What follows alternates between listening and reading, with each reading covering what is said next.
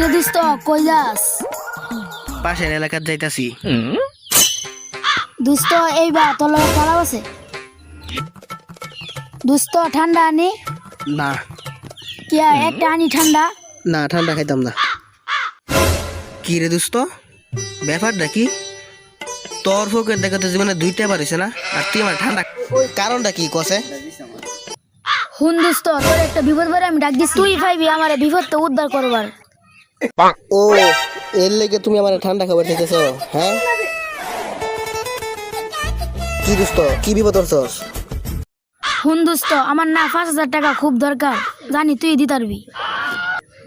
দোস্ত তুই আমার দেওয়াই 5,000 টাকা বাউ করে দে। হাল দিব, টেয়া দিব, নিজে না খাই মতো তারে টেয়া দিব।